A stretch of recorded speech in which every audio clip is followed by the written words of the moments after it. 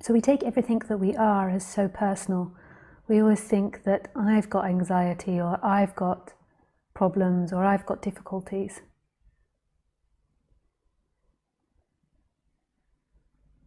So we always claim everything. Like so you sit there and you think that you have stress or you have anxiety, but who is this I that actually has anxiety? Who has the anxiety? So something happens, an event happens, and stress is created in your body.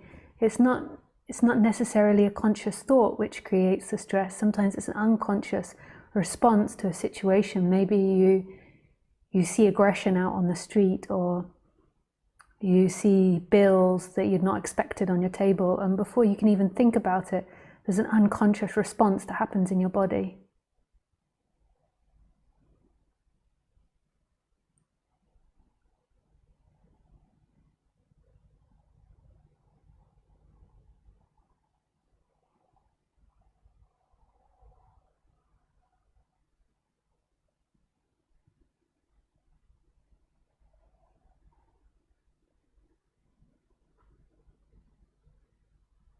And then you think that you did that you're guilty, that you did that, you created anxiety. Whereas actually your anxiety and your discomfort is something that's formed from everything else that's happened. So it's from the way that your parents treated you, from the way that their parents treated them, to your genetics, the way you were born, the manner in which you were born, your first years of life. Like all of that was important to how you respond with particular circumstances now. And then when your thoughts go crazy about something, so say something goes desperately wrong, or maybe it doesn't even go wrong, you're just stressed about something, and your thoughts are rapidly thinking about that subject and obsessing about that subject and can't get your mind off it. We still believe that is us, that is who we are.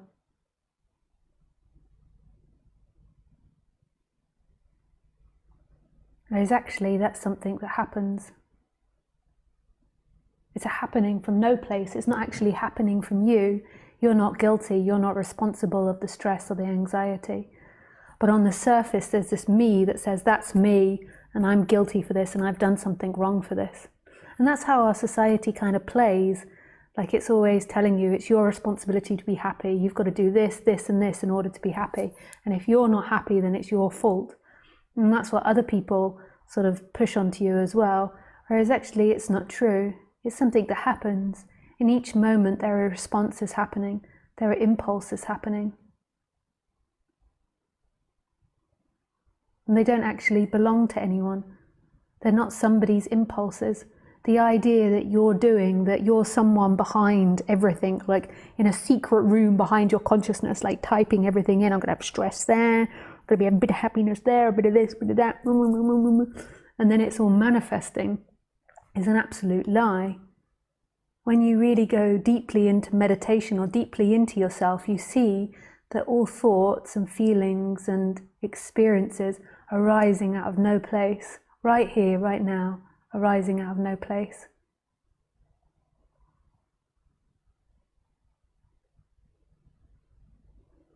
And it's so free and boundless, this no place.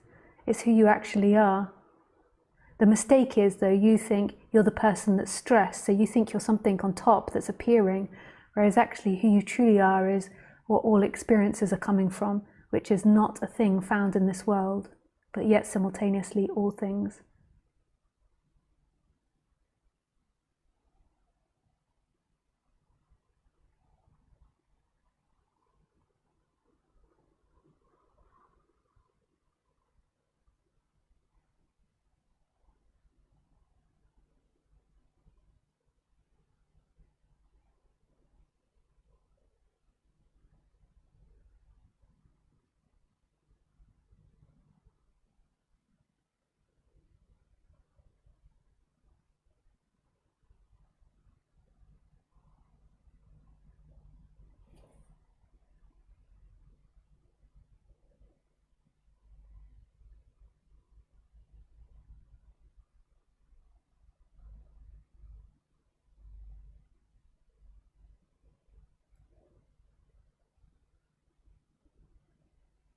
So you're not actually someone with anxiety, so that's your first mistake, is the idea that you're a solid entity that owns this anxiety and it's your job to fix it.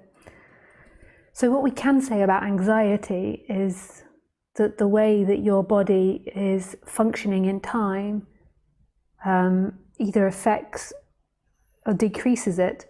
So if you spend like all weekend drinking alcohol, then maybe on Monday your anxiety is heightened. If you drink lots of coffee, maybe the anxiety is heightened. See, this is where the mistake lies, because then you still think that that's you. You chose to get drunk and therefore the anxiety is your problem. You chose to drink the coffee, therefore the anxiety is your problem. Whereas actually all of that was arising from no place as well. It all arises from no place spontaneously, and it's like this kaleidoscope dance of form.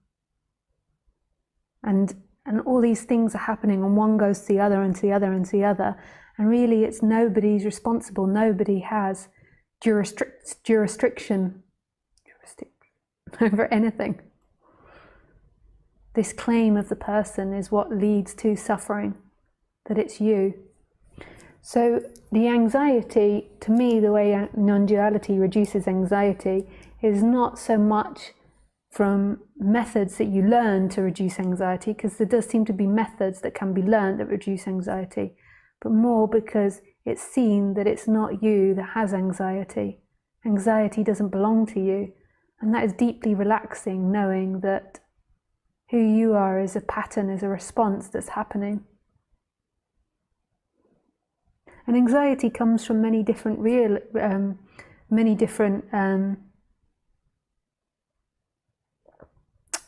experiences, or distress or discomfort. And some people just get anxiety in particular situations. They're sort of having a bit of a trauma recall. So like something stressful happens and then it reminds them of something in childhood, and they have a bit of a non-duality helps anxiety because it's seen that that's not you. But if you've got a body that's had a lifetime of anxiety and has a habit of anxiety, that doesn't necessarily mean that this energetic shift stops the tendency towards anxiety. It relaxes it like tenfold because it's not your anxiety. And it might through time expand more and more away the body-mind from anxiety. So there might be an expansion which evolves past anxiety, but it also might be like a deeply entrenched habit to go to forms of anxiety.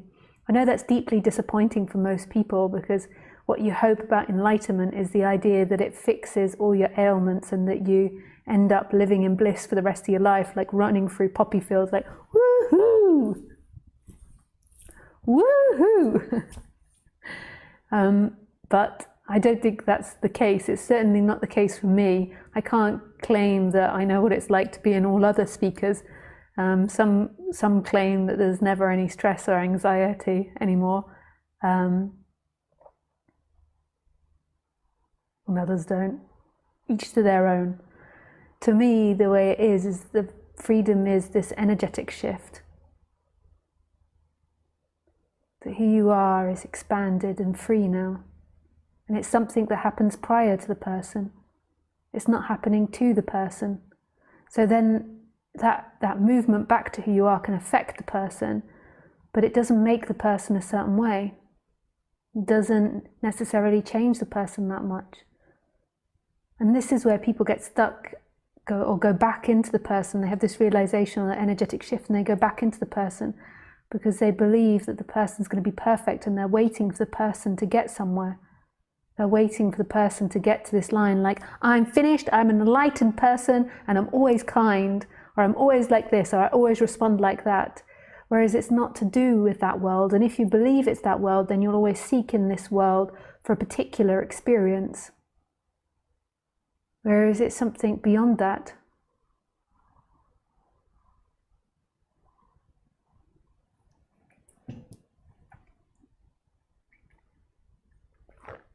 Who is it that's experiencing that person with anxiety? There's this massive, infinite space which surrounds that vessel that has anxiety. And it's so free and it's accessible now. It's not like you have to work in order to get to that, and you have to do something in order to get to that. It's right here, this massive space, this infinite space, in all your hells and all your suffering and all your discomfort and all the problems on the human level.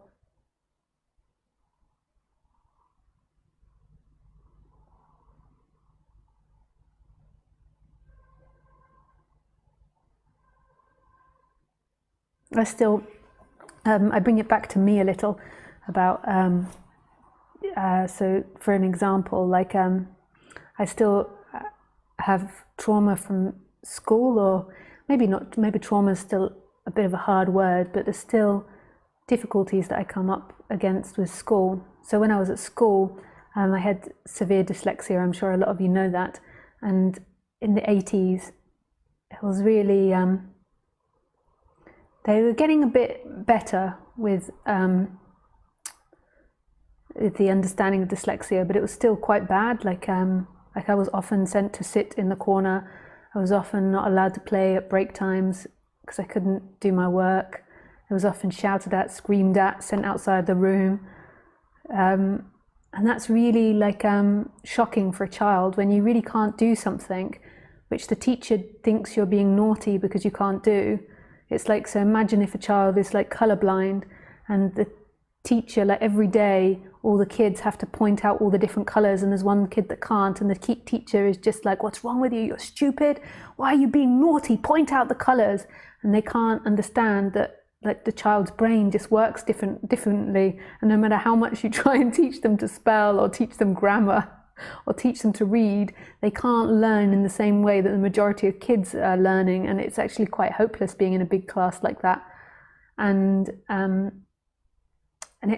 it's a difficulty in the solar plexus. It's that feeling like I don't know if you've ever experienced that. If you've not got like a learning difficulty, maybe you haven't. It's like where you're stuck in a situation, and no matter what you do, it's like quicksand. You can't fix it. You can't make yourself good at it.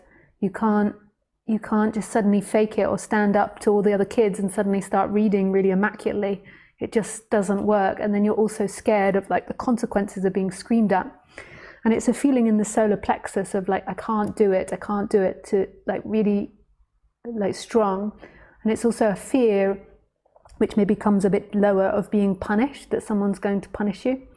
And I still get this with authority figures. So I still get this with like people in government, people that take the authority figure as well. You know, some people in society really take on that authoritarian personality. And if they're really firm with you, like, you must do this for me or something.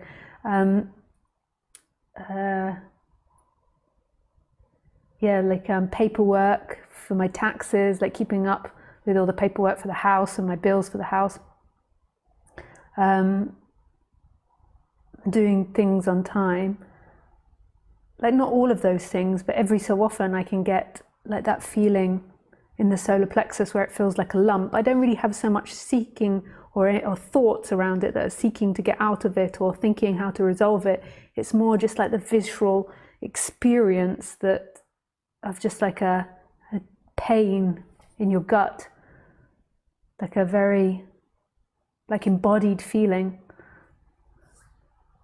And if I really put attention on it, I can hear very like subtle thoughts that are in there, very, very subtle, of like, someone's going to punish me or I'm going to get screamed at, those sorts of things. And that to me is something that through the years will expand and expand, but it's part of this body story. And I know that seems so hard for you to imagine, like you're all thinking, no, that's not enlightenment. Enlightenment is getting over that, which, fair enough, if that's what enlightenment is to you, that's enlightenment to you. But to me, the freedom is seeing what is it that experiences that there's something that's experiencing that is huge, that's always here, that never moves, that's infinite. There's this big space around it, and that's part of being human. Our bodily sensations go into pleasure and pain, and as you grow in this subject and you evolve, they dissipate and they become more open, and they maybe have less response. But that's not the freedom, because who is that? It's simply a reaction of the body. So most of you think that, even in the way I communicate, that that's Lisa's story, and that's Lisa that didn't get something, or Lisa that has failed to understand something, or Lisa that hasn't released certain karmas. But who is this Lisa that you believe in so strongly? Who is this you that has anxiety or discomfort or trauma around certain things? There is no solid you. There's no solid you that's ever going to get anywhere. And the idea that your body is going to get to a permanent state of bliss and that that is you is simply an idea that will keep you seeking. Who is it that experiences that? What is it that's experiencing that? This silence, this stillness, this space, this infinite nature that's right here, this looking that goes beyond all of that. And it's in that, it's in knowing who you truly are, that these feelings can be fully experienced. So letting them up like in their full veracity, and then they pass into something else. And it's knowing that it's not about getting to a perfect human. If that's what you're looking for, you'll be endlessly seeking. When you're waking up and after there's been like a shift, like looking at your dynamics is super helpful on the personal level.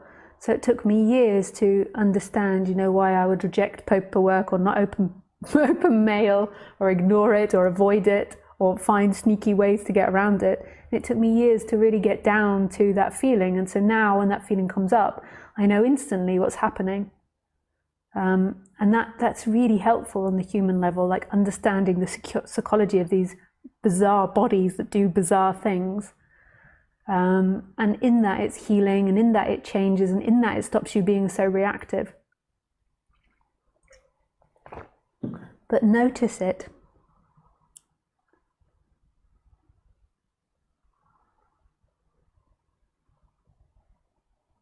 Just notice it. So what's happening in your experience now? So there's a body that feels things. Maybe there's like a tight energy, or an open energy, a loving energy, or a sad energy. Just really like drop your attention into your body and really let it in. Like all your experience. Like stop trying to like avoid your experience. So your mind is like seeking, or your mind is like trying to get to another place, trying to get to past or future. But really let the sensation in. Like all the sensation, like what's happening in your feet, what's happening in your gut, what's happening in your heart. I was going to say art. What's happening in your throat. And then see that all of that is happening in a knowing. That that's not a knower. The thoughts aren't a knower. The feelings aren't a knower. All of it's happening in knowing. It knows them.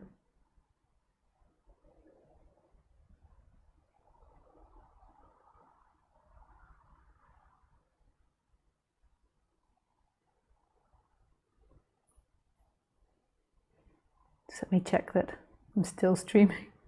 Sometimes it has happened that I'm, talking away for ages, and then I realise that the stream's not working. So when I'm off on a rant, I then like to go back just to make sure it's working. The volume's off, that's happened a few times. It just let me check the other volume's on.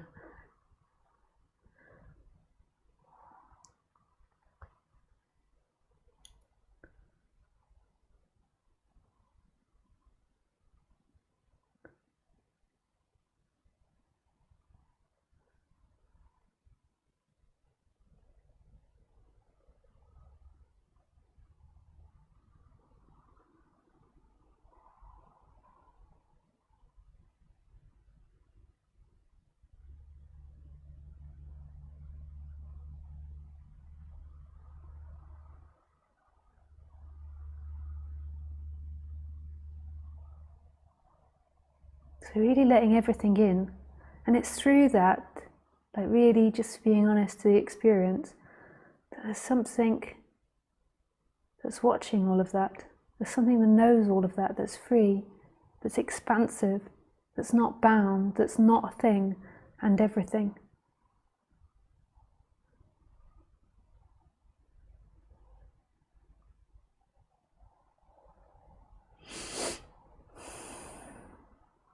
That's your freedom.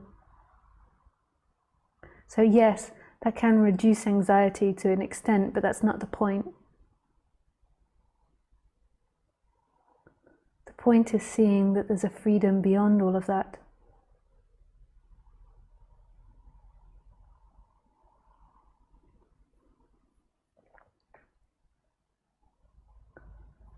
Okay, let me open Skype and see if there's any questions.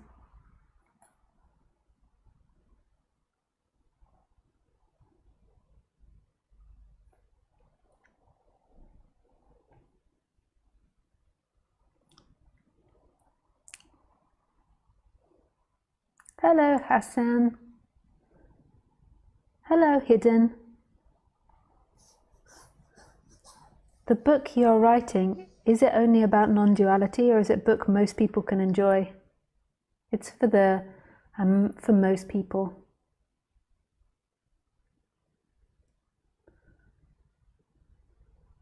It's not just for people interested in non-duality. It's for everybody.